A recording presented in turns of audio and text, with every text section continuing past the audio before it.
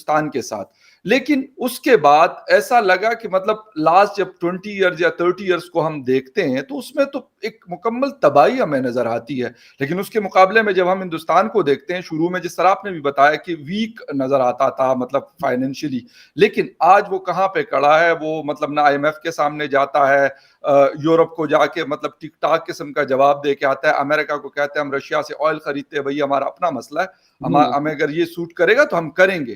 مطلب اپنے فیصلے جو ہے نیو دہلی میں کرتے ہیں، لیکن ہمارے فیصلے سر اسلام آباد کے یا تو پنڈی میں ہوتے ہیں یا پھر ریاض میں ہوتے ہیں یا پھر واشنگٹن میں ہوتے ہیں یا کہیں اور ہوتے ہیں. دیکھیں اس میں یہ ہے کہ انڈیا نے اپنی جو اکانومی ہے وہ راجیو گاندھی کے بعد یا واجپئی صاحب کے زمانے میں اس میں اسٹیٹ کنٹرول کو کافی لوز کیا، اور جو 1990 تک جو ٹرینڈ چل رہے تھے دنیا میں، وہ اس کو پڑھ کے انہوں نے اپنے اکانومی کے اندر انویسٹمنٹ اور پرائیویٹ سیکٹر کا رول بڑھایا.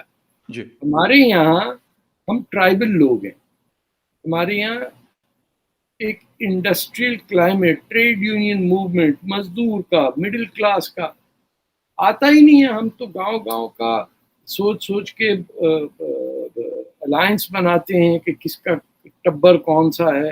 یہ ہے وہاں پہ بھی کافی حد تک تھا، لیکن یہ ان کی لیڈرشپ کا ایک ویژن تھا جو کانگریس کے اندر تھوڑا بہت تھا، لیکن اب تو بہت ہی ہے کہ واٹ از انڈین سویلائزیشن. آپ کے ملک کو تو اسلامک ریاست بنایا، آپ کا لیٹر پی جو ہے وہ تو ایگزسٹ ہی نہیں کرتا اسلام میں. اتنی ہنسنے کی بات ہے نا یہ. آپ کہہ نہیں سکتے پاکستان کسی اسلامی زبان میں، تو لیٹر پی تو ہے ہی نہیں. تو الپاکستان کا کیا ہوگا؟ مذاق ہی اڑایا جائے گا نا. پھر آپ نے جو حشر کیا اپنے لوگوں کا، آپ نے خان صاحب کی گورنمنٹ فرنٹیئر میں ڈیزالو کی، جناح صاحب نے دولتانہ کو بلایا کہ وہ ممدوٹ کی گورنمنٹ ڈیزالو کرو، کھوڑوں کو بنا دیا آپ نے. یعنی ہر جگہ محمد علی جناح، جو کہ انہوں نے ماؤنٹ بیٹن سے پوچھا کہ زیادہ بینیفٹس کس کو ملتے ہیں، پرائم منسٹر کو یا گورنر جنرل کو؟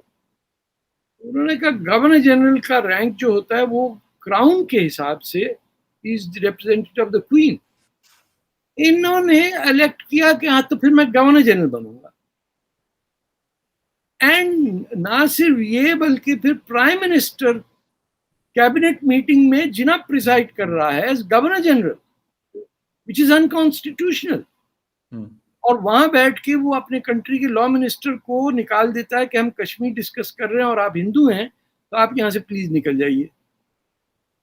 یہ آپ کی ابتدائی عشق ہے. لیکن سر انہوں نے تو پاکستان پھر چھوڑ دیا تھا غالباً 1951 میں، if I'm not wrong. وہ ریفیوج ان کلکتہ نا، منڈل صاحب جو جی بالکل بالکل بالکل، اور کہتے ہیں ون آف دا بیسٹ اور بڑے قابل آدمی تھے بیچارے، اسی لیے شاید. میں آپ سے یہ کہہ رہا ہوں کہ گورنر جنرل کیبنٹ کی میٹنگ پریسائڈ کر رہا اور پرائم منسٹر کونے میں بیٹھا ہوا. And there was no love lost between the two. Liaquat Ali Khan تو پاکستانیوں کو اس قابل نہیں سمجھتا تھا کہ وہ کبھی آئے. He never visited Pakistan. He never lived in any part of Pakistan.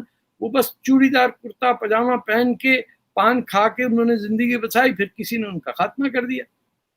انہوں نے کہا جاؤ بھیا اس کو ہریانہ لے جاؤ، کہاں سے آیا تھا یہ. تو you had people running your country who had never been to this land.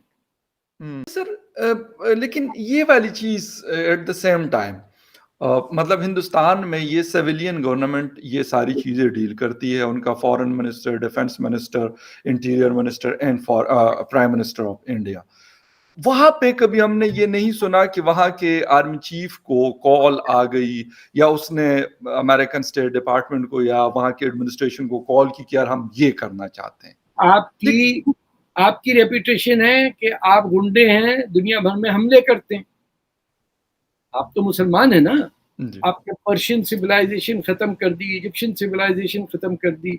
آپ کا تو کنٹریبیوشن ہیومن سویلائزیشن میں ہے کہ مار پیٹ. بچوں کے نام آپ اورنگزیب اور تیمور رکھتے ہیں. ان کی ریپوٹیشن ہے کہ وہ میتھمیٹکس جانتے ہیں. اور ہاؤس آف وزڈم جو تھا عباسیوں کا بغداد میں، وہاں ہندو بیٹھے ہوتے تھے ان کے مسئلے سالو کرنے کے لیے کہ جوپیٹر کا آربٹ کیا ہے، اس سے ملتا ہے 12 سال کے بعد کمبھ میلہ. آپ تو کہہ رہے ہیں دنیا چپٹی ہے اور سورج نکلے گا مغرب سے. یہ سب تو آپ کا وہ تو ان کو کوئی انفیریورٹی کمپلیکس نہیں ہے. وہ ہندوستانی ہیں، وہ کہتے ہیں ہم ہندوستانی ہیں. آپ ہندوستانی، آپ کہتے ہیں نہیں ہم تو ترک ہیں. آپ پوچھ لیں ہماری اماں سے، ان کو اٹھا کے لے کے گئے تھے ترک. تو عورتوں کی فوج تو نہیں آئی تھی نا. بابر بھی آئے تھے، تھوک کے گئے افغانستان پہ، تھوک کے گیا ہندوستان پہ. وہ ہمارا راجا، ان کا تو نہیں ہے نا. دے نو ہو دے آر. ان کو آہستہ آہستہ سب سمجھ میں آ جائے گا کہ 10,000 مندروں کو توڑ کے وہاں مسجدیں بنائی بھی ہیں.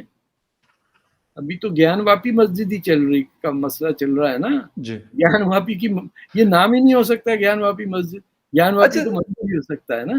تو ان کو اپنی حیثیت پتا ہے کہ وہ دنیا کی سب سے پرانی سویلائزیشن ہے جو ایگزسٹ کرتی ہے. کو مسلمانوں نے قبضہ کر کے ختم نہیں کر سکے. تو اسی لیے غزوہ ہند کی تھیوری آئی کہ کریں گے لیکن ٹائم لگے گا. آپ کیا بناتے ہیں جس کو دنیا کو چاہیے آپ سے؟ ہر شخص کو پینشن والی نوکری چاہیے. آپ کو بیلنس اپنا پیمنٹ صحیح کرنا ہے. 2 لاکھ سول سرونٹس کو فائر کر دیجئے، آپ کا بجٹ بیلنس ہو جائے گا. لیکن یہ تھوڑی ہوتا ہے کہ چھوٹا ہے جی یعنی نوکری دلوا دو پکی، ایسا جی ٹرانسفر کرا دو لال پور چلا. کیا آپ نے کیا مذاق بنایا ہے.